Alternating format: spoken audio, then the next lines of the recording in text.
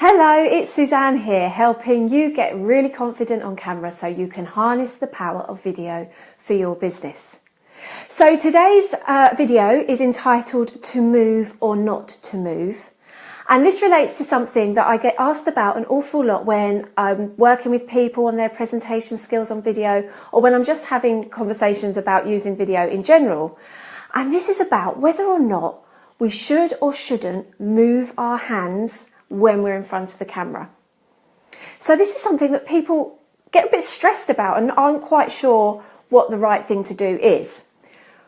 Right, okay, so let me break it down a little bit. Some of us are naturally expressive people and use our hands a lot to speak. Just because we're in front of a video, that doesn't mean that that will change. Some of us have more of a still energy and we aren't so expressive physically, so we have this nice still quality going on. If we were to then start using our hands, that would feel weird to us, and it would look a bit weird if we were watching that video. So that's the first thing to bear in mind. Are you naturally expressive? Do you naturally gesticulate, or don't you? You have to do what feels right for you, first of all. The second thing to bear in mind when we're thinking about how to move or not on camera is what's going on and are we in control of the movements. So yes, if you are expressive, you may use your hands to help emphasize a point, which is absolutely fine, but you need to be in control of those movements. Because what can happen when we get in front of camera is it's nerve-wracking, the adrenaline's pumping, and that nervous energy needs somewhere to escape to. And this is where we don't feel as in control. And this is where the idea that hand movements and any kind of movements that we do are distracting, because we start to do the Highland fling with our hands. We start to shuffle around. Our nervous energy is escaping from our bodies. All right, so once you understand that that's what's going on, you can do something about it. So whether you're midway through your video and you start to feel it going on, you can bring it back in. But the best thing to do is prepare for it first of all. Hold on one second. Thank you. The best thing to do is be prepared before you go on camera in the first place. All right, so we need to stand or sit very centered. So our feet hip distance apart. All our energy is or our movement is being directed from our torso area. So this is kind of the bit that's in charge. And to calm ourselves down and to get our breath moving really well around our bodies, stand with or sit with our shoulders down and nice and relaxed. And we can take a few deep breaths in through our nose. And what we're doing is we're breathing into our rib cage, into our diaphragms. We're not breathing into our chest, because that's another sign that we're nervous, the shallow breathing. So to help support us and give us the best chance of doing a good piece to camera with appropriate hand movements, then we need to take a few deep breaths first, in through the nose. And you should feel your rib cage expand as you breathe in, and then contract as you breathe out, taking care that our shoulders are still down. Okay, so you might want to do that a few times. Let's just do that once more. And then in. And this helps to calm our minds, help us to feel more still and in control and ready to share our content. Because as always, our content is the most important thing.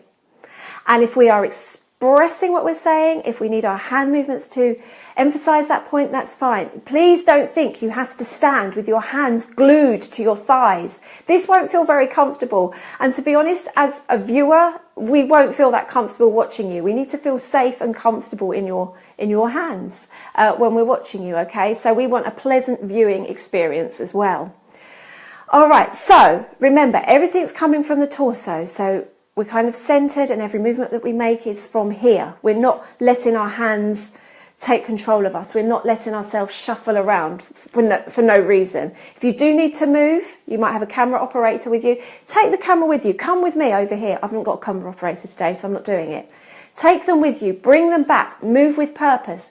If you have a prop or a product that you need to show us, let us see it. Go with purpose to get that prop. Here it is. Here's my notepad with lots of notes on it. This is a bit of a more blank page here. Let me see it. Look at the lovely ring binder down the side. I don't know, whatever. Your product will probably be something that you can say something about. Let us see it though. What I'm saying is don't kind of flop it around like this, kind of embarrassed about it. I want to see what you're talking about. And then when you finish talking about it, think about what you're going to do. Quite often what we see is this, someone's, oh, I finished talking about that now, what do I do with it? Just kind of sneakily put it over there and hope no one notices. No, pick it up. We're done with it. Put it down.